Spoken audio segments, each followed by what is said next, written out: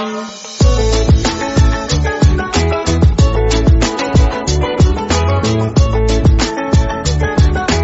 The lord. ప్రభువైన యేసుక్రీస్తు వారు ఈరోజు మనకు అందిస్తున్నటువంటి వాగ్దానం యెషయా 57వ అధ్యాయం 13వ వచనం. నన్ను నమ్ముకుని వారు దేశమును స్వతంత్రించుకొందురు. ఇశ్రాయేలీయులు దేవుని వెంబడించారు. మంచి మనుషులు పోయారు, కానీ ఏ వ్యక్తి అది గమనించలేదు. ఏం జరుగుతుందో ప్రజలు గ్రహించలేరు, కానీ వారు మంచి మనుషులందరినీ సమావేశపరిచారు.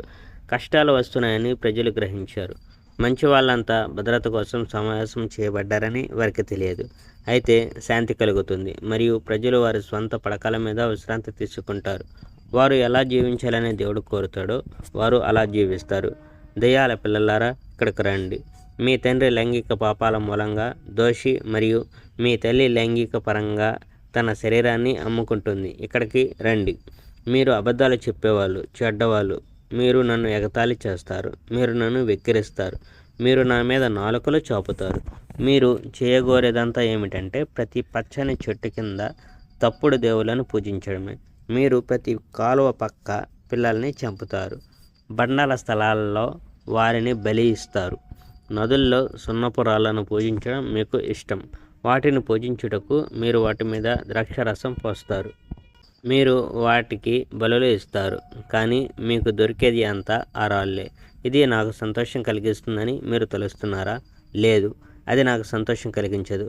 మీరు ప్రతి కొండ మీద, ప్రతి పర్వతం మీద మీ పడక వేసుకుంటారు. మీరు ఆ స్థలాలకు వెళ్ళి బలులు అర్పిస్తారు. తరువాత మీరు ఆ పడకల మీదకు వెళ్ళి ఆ దేవులను ప్రేమించడం ద్వారా నాకు వ్యతిరేకంగా పాపం చేస్తారు. మీరు ఆ దేవతలను ప్రేమిస్తారు. వాటి దిగంబర దేహాలను చూడటం మీకు ఇష్టం. మీరు నాతో ఉన్నారు, కానీ వాటితో ఉండేందుకు మీరు నన్ను విడిచిపెట్టారు. నన్ను జ్ఞాపకం చేసుకునేందుకు సహాయపడే వాటిని మీరు దాచిపెట్టేశారు. గుమ్మాల వెనుక, ద్వారబంధాల వెనుక వాటిని మీరు దాచిపెట్టేశారు. మరియు మీరు వెళ్ళి ఆ తప్పుడు దేవులతో ఉడంబడికలు చేసుకుంటారు. మెలెక్ దేవతకు అందంగా కనపడాలని మీరు తైలాలు, పరిమళాలు ఉపయోగించారు. మెలెక్ తప్పుడు దేవత. హెబ్రూలో రాజు అని అర్థం ఇచ్చే మాట లాంటిది ఈ పేరు. మీరు మీ సందేశకులను దూరదేశాలను పంపించారు. ఇది మిమ్మల్ని పాతాళానికి, మరణస్థానానికి తీసుకుని వస్తుంది. ఈ పనులు చేయడానికి మీరు కష్టపడి పనిచేశారు, కానీ మీరు ఎన్నడూ అలసిపోలేదు.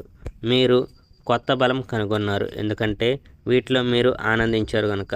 మీరు నన్ను జ్ఞాపకం చేసుకోలేదు, మీరు నన్ను కనీసం గుర్తించలేదు కనుక మీరు ఎవరిని గురించి చింతిస్తున్నారు? మీరు ఎవరిని గురించి భయపడుతున్నారు? మీరెందుకు అబద్ధం పలికారు? చూడండి, చాలా కాలంగా నేను మౌనంగా ఉన్నాను, మరి మీరు నన్ను గౌరవించలేదు. మీ మంచితనం గురించి, మీరు చెప్పే మతపరమైన పనుల అన్నిటిని గురించి నేను చెప్పగలను, కానీ అవన్నీ పనికిమాలినవి. మీకు సహాయం అవసరమైనప్పుడు మీరు మీ చుట్టూరా ప్రోగు చేసుకున్న ఆ తప్పుడు దేవుళ్లకు మొరపెట్టండి. అయితే వాటన్నిటి నుండి గాలి కొట్టి పారేస్తుందని నేను మీకు చెప్తున్నాను. ఒక గాలి విసురు వాటన్నిటిని మీ వద్ద నుంచి తొలగించి వేస్తుంది. అయితే నా మీద ఆధారపడే వ్యక్తి భూమిని సంపాదించుకుంటాడు. ఆ వ్యక్తికి నా పరిశుద్ధ పర్వతం దొరుకుతుంది. Praise the Lord. May God bless our India.